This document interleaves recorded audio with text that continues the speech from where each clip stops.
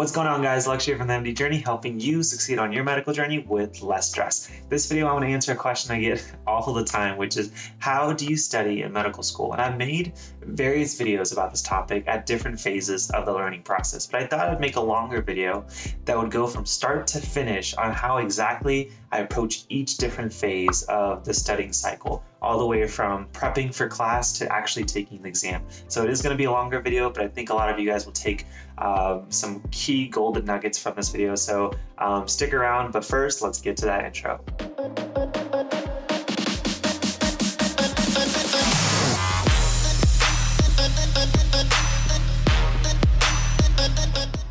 All right, guys, let's get to this video. But first, if you don't know who I am, my name is Laksh. I'm a fourth-year medical student, and the MD Journey has been kind of my baby for about the last 2 years, where I've been giving tips about how to succeed in medical school as well as the pre-med. And that includes everything from studying, like this video, to productivity, to motivation. So I'm sure there's something that you can find that you're going to be needing help with. So make sure you check out the channel, make sure you subscribe if you enjoy the content like this video. And without further ado, let's get to the principles and the rest of the content. So like I said, this is going to be a longer video and I'm going to break different phases, but I don't want to just make a specific video about each phase because I know you may not get all of the golden nuggets. So first we're going to start with principles that I need you to make sure you master in your studying. Then we're going to get to kind of how you prep for your lectures and how you approach your notes. Then we're going to talk about how you kind of just review the material that you finally gained through lecture. We're going to talk about how to prep for your test and then how to take your test. And at the very end, I'll give you some more resources and direction on where to go from there. So I'm not going to go super in detail to everything. I'm just going to give you the general idea and then point you to different videos, different blog posts I've already made to ideally help you out. But let's get to the first thing, which is what principles do you need to master to have an effective study regimen in med school without being overly stressed. And so there's 4 principles I need you to understand. And some of them you've heard about, but I'm going to get a little bit more detail. So the first is your active studying ratio. Now, you probably have heard about active studying, so I'm not going to belabor the point, right? But for anyone that's unfamiliar, active learning versus passive learning is everything that we typically do, which is like reading a textbook, highlighting the notes, rewriting our notes, things that just don't work. But that's usually how our first phase of our learning process tends to be. Active learning are things like practice questions, flashcards, writing things on boards, quizzing your friends. Those are things that are active learning. But the first principle, as I mentioned, is your active learning ratio. Even if you try your best, there's going to be some element of passive learning. That's just how it goes. You typically will read your syllabus, you'll typically go to class and sit there and gain the information.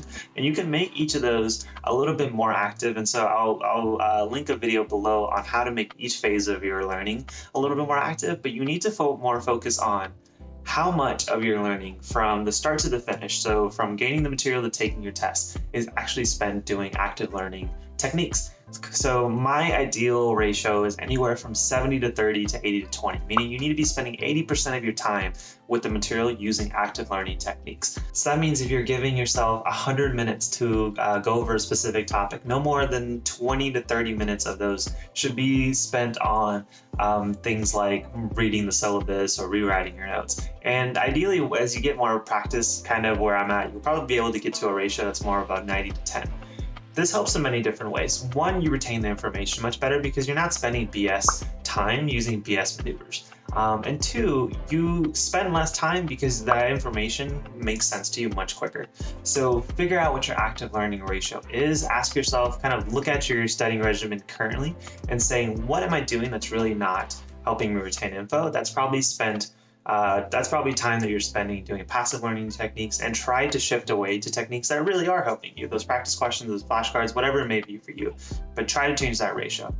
Number 2 is something that I like to call information prioritization. So a very wordy idea, but it's the idea that if I have a syllabus lecture, med students, including myself when I started, will try to give each piece of info the same amount of weight. And honestly, it's not, right? There's some pieces of info that are more useful and more valuable than others. This is what we call high yield. But there's a second phase to information prioritization, which is after you learn the info, there's a clear distinction between the info that you know and the information that you don't. But still, we spend equal amounts of time on our strengths and our weaknesses. And then we're surprised when our grades are like 80s or 70s, and we're wondering what we could do to get the A or get over the hump. The thing is, you need to be spending more time on taking those weaknesses away and bolster up your strengths. So you need to kind of ration out your time to spend on the things that you're weak at. So that way on the test, there's fewer and fewer topics that would provoke anxiety. So that's my idea of information prioritization. So look at your study regimen again and ask yourself, am I doing something specific to focus on my weaknesses more than I'm focusing on my strengths? Or am I giving equal time to everything? Because if you're doing the latter, that means you're setting yourself up for an average or mediocre grade. So principle number 3, and this kind of echoes our initial principle of information prioritization, which is go from big to small. And I've talked about this in various videos, but to reiterate, it basically means when you're doing your initial phase of your study, when you're going through a syllabus, you're going through a PowerPoint, ask yourself, am I giving each piece of info the same amount of weight, the same amount of attention, or am I looking for the biggest idea and then branching inwards? Am I looking for the big headlines, the big questions the professor is trying to ask and teach, or am I trying to look at the details and the big questions at the same time? If you're doing the latter, you're not really going to retain much info, but if you go from big to small, you're okay, and this is the principle you need to understand too, you're okay with not understanding the detail initially and understanding the big ideas and kind of going down. It's a trickle-down effect in med school. You can get the big ideas, you'll get those points for sure, and then you'll get the smaller bits. So big to small, and combine that information prioritization, which is more of a review principles. And we'll talk about those more as we get to the study techniques. But the last principle, principle number 4, is dedicated spatial repetition. Now, most of you guys know that I love spaced repetition and I use Anki. Anki is a flashcard making system. I'm not going to talk about it very much in this video, but I'll link down to both videos I've made on the YouTube channel as well as a free video course on step-by-step how I use Anki to study for medical school. So you guys can check that out if you're interested. But spaced repetition can be done in multiple different ways. And if you're unfamiliar with the topic, it basically says that if I'm learning a piece of info here, I want to be able to look at it today, tomorrow, maybe in 3 days from now, and then a weekend, and then a week from that. You want to be able to look at each piece of information at a scheduled kind of interval and focus more on the information that you're weak at. Again, going back to our principle of information and prioritization. So using spatial repetition, you need to have a dedicated way of you doing it. If you use Anki, perfect, the system allows you to do it. But some of you guys may not like making flashcards. You may enjoy doing outlines, or you may be making questions on an Excel sheet, or whatever it may be, group study. There's ways you can use dedicated spatial repetition in those principles. So ask yourself, how can I force myself to ask a question today, review it tomorrow, and then look at it 3 or 4 days from now. But make sure you master those 4 principles. So to review, an active learning ratio. Ask yourself what it is and how you can improve it. 2, information prioritization. Ask yourself, are you reviewing both your strengths and weaknesses at an equal ratio? If you are, then you need to change it to a ratio that favors the weaknesses. Principle number 3, are you going from big to small, or are you looking at all the info at the same time when you're learning it? And finally, principle number 4, are you using dedicated spatial repetition? So I know that was a lot and it was a good chunk of this video, but I need you to master those 4 techniques and ask yourself, are you doing them? And if you are, can you improve on each of them? Because once you do, you will find you are spending less time and you're retaining more info. But now let's go ahead and get into each phase of our learning process and our studying process. So the first one is, how do I approach my notes and my lectures? I'm going to kind of talk about them simultaneously. But it's the night before, or it's the lecture, you're looking at the PowerPoints. How do you look at a new piece of information? You know, the 60 slides that medical schools are notorious for. How do you look at that and identify the high yield information? So me, I tend to, the night before, skim through the syllabus, and I give myself a clock. Everyone has different reading speeds, so find out what yours is. But when I say skim, I mean skim, because I'm using the principle of big to small, meaning I don't really care about the details right now. I know using the rest of the techniques I'm going to talk about, I'm going to see the details plenty of times. But the details mean nothing to me if I don't master the big ideas. So I'm trying to master the big ideas through my first and second pass of the material, because then third, fourth, fifth passes that I do through spatial repetition, I'll be able to pick up on the details and it'll actually make sense, meaning that I'll have long-term retention. So use big to small. So when I'm skimming through the material, I can typically read about a 20 to 25 page syllabus lecture in around 20 minutes with a nice detailed skim. So what I'm looking for is I'm going through each paragraph, probably like 2 to 3 paragraphs, or 2 to 3 slides if you like to use your PowerPoints, and asking myself, okay, what is the professor trying to teach me? What's the big idea? I love talking about hypertension because that's usually my go-to example. But let's say the paragraph is talking about the different mechanisms that hypertension can happen, right? So it's talking about all the receptors, A1, B2, and you're like, ah, crap, I don't know what's going on. Instead of worrying about the little details, the main question is, what's the mechanism of hypertension and what receptors are in play, right? Like that's the big idea. The detail you'll get to in a second.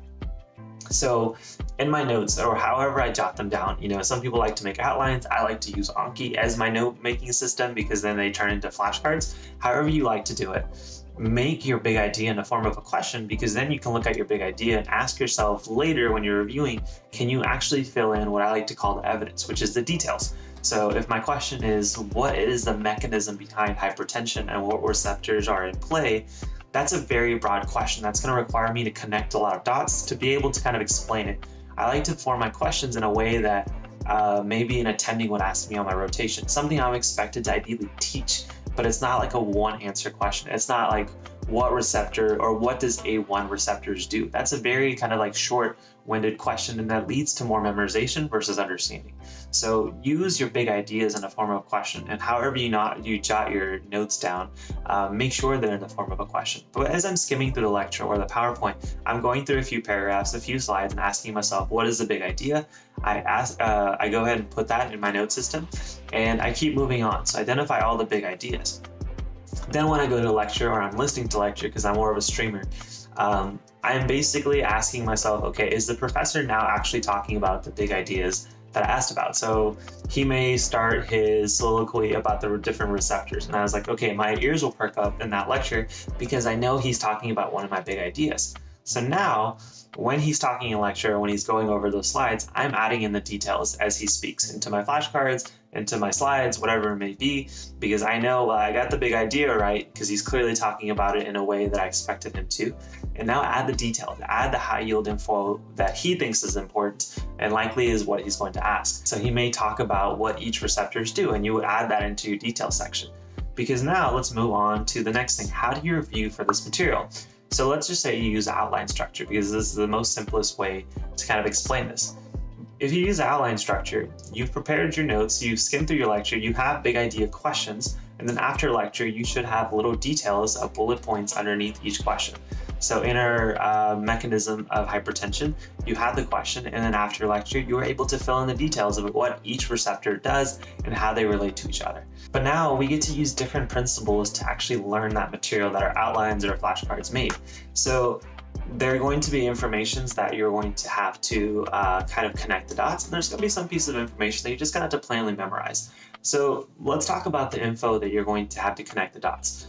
There's several techniques that I talk about. One of them that I love to use is called the brain dump. And so it's not the most flatterous name, but I will put a link in the description on one of my first videos, me talking about the brain dump. And it's basically one of my favorite review systems, because the point of review is you want to point out how much you actually don't know.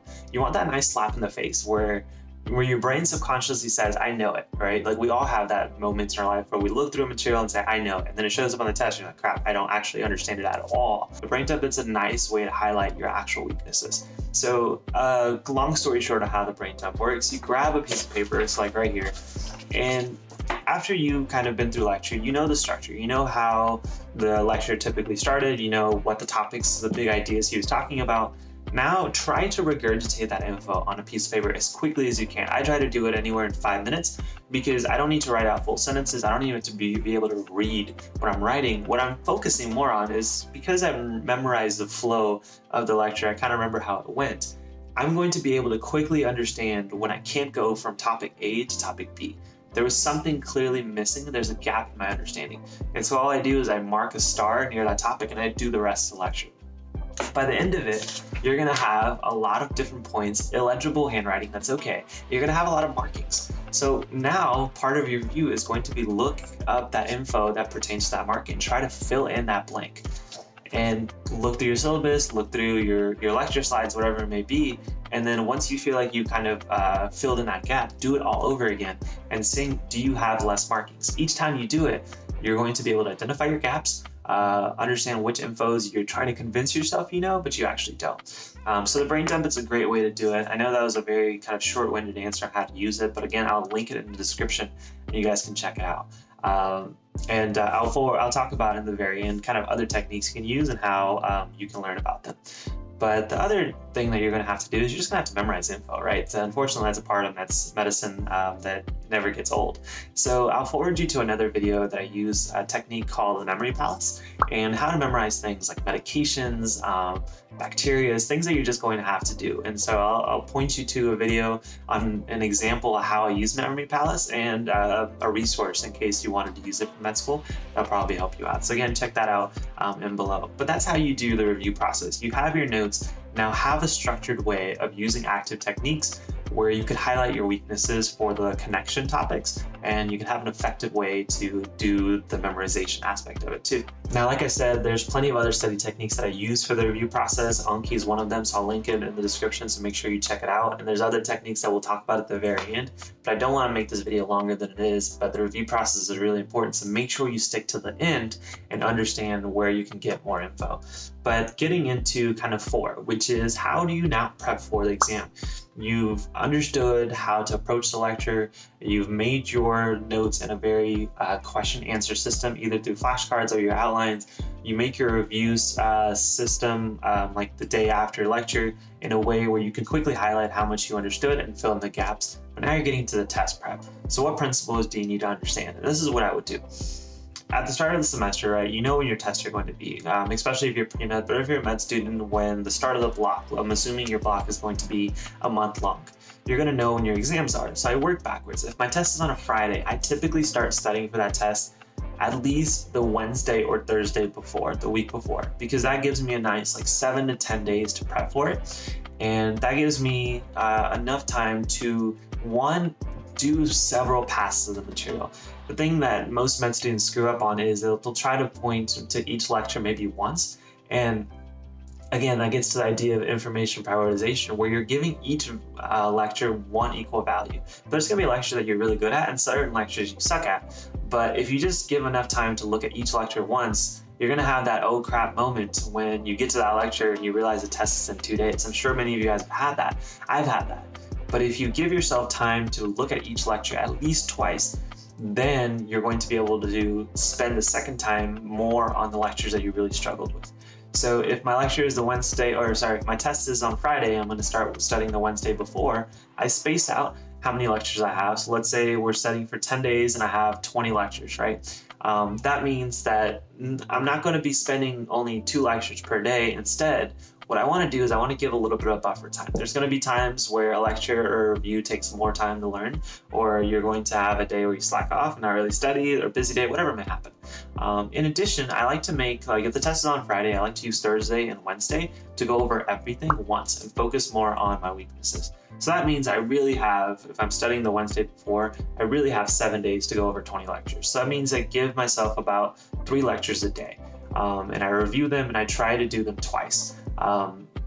So try to figure out how you can structure your lectures, and that's why I like to work backwards. If you know you're going to start studying on Wednesday, what lectures do you need to do to be able to look at each lecture twice and give yourself 1 to 2 days to review everything, especially your weak points. I feel like by the time the test comes around, I'm not as stressed because I've done multiple passes and I focus more at the very end on topics that I'm weak at. Again, at the very end of the video, I'll talk about how to know which topics you're weak at and different strategies you can use. But make sure you understand that your test principle is set up a nice review schedule. Unfortunately, we're very reactive to when exams come and we have that oh crap moment and we try to understand everything at the very end and we're, cramming. That doesn't work in med school. Many of you guys probably understood that. So use a study kind of review schedule and make it to however your school is set up. But I like to do 10 days before. Hopefully that works for you. Final thing about test reviews, I love using practice questions that weren't made for my professors.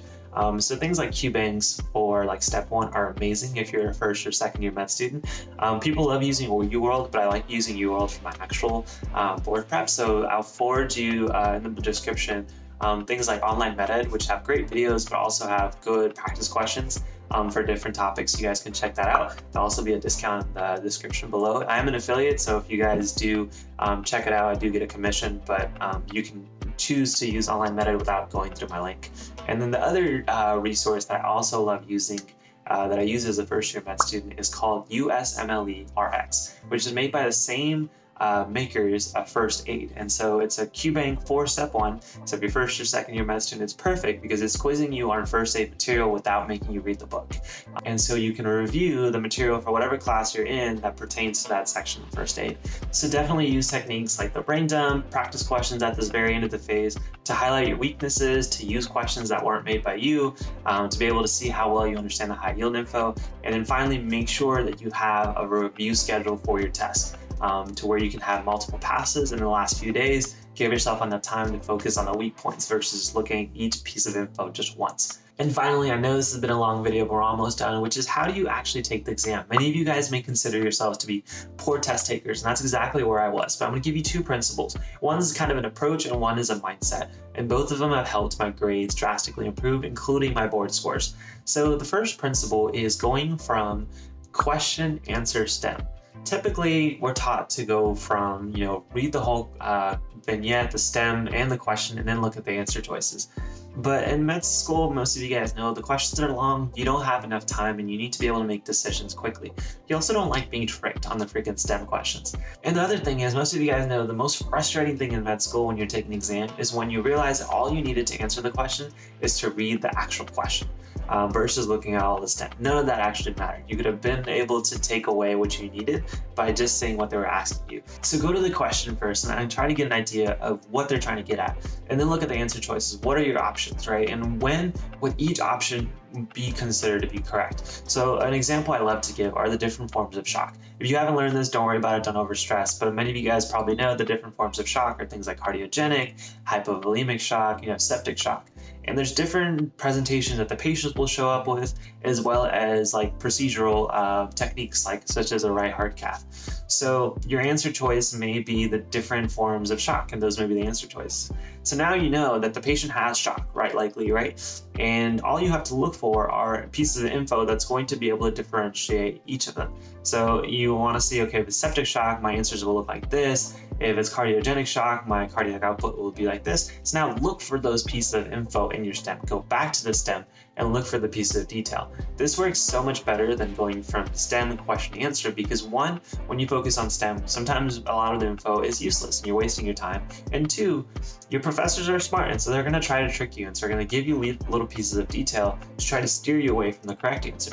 But if you know what the answers are and instead you're looking for proof for each of the answers, you don't focus on the traps as much because now you're looking for the detail. The same way we look at notes and how we prep for lecture, which is focus on the big ideas and then look for the details to answer them. That's the exact same way that we're going to approach our exams, which is now look at our answers and try to find proof for each of them. You find that you don't fall for the traps as much, and you also are much faster in answering your questions. I usually can get through a test question within like 10 to 20 seconds without thinking very much.